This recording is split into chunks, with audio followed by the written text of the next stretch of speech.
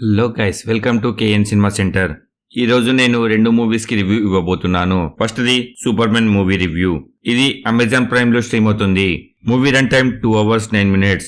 Telugu audio కూడా బాగుంది. Ending లో చెప్తే ఎవరు సబ్స్క్రైబ్ చేయట్లేదు. కొంచెం కొత్త వాళ్ళు ఎవరైనా వచ్చుంటే సబ్స్క్రైబ్ చేయండి. నాకు కూడా ఎంగేజింగ్ గా ఉంటుంది.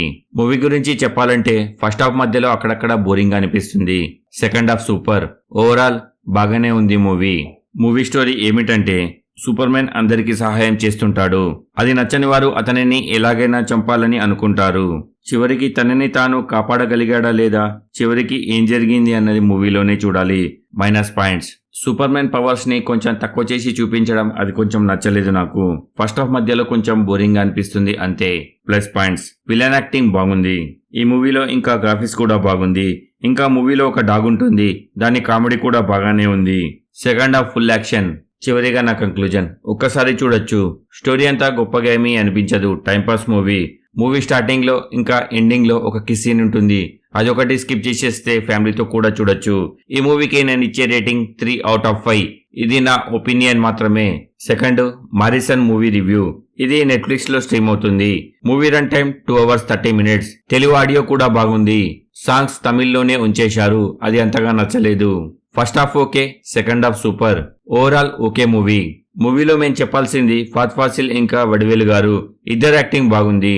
మూవీ స్టోరీ ఏమిటంటే, ఫాత్ ఫాసిల్ గారు ఈ మూవీలో దొంగతనాలు చేస్తుంటాడు. జైలు నుంచి రిలీజ్ కాగానే ఒక ఇంటికి దొంగతనానికి వెళ్ళినప్పుడు వడివేలు గారు చేనితో కట్టేసి ఉంటాడు. అతనికి కొంచెం మతిమరుపు. దాని తర్వాత వారి మధ్య స్నేహం ఏర్పడుతుంది.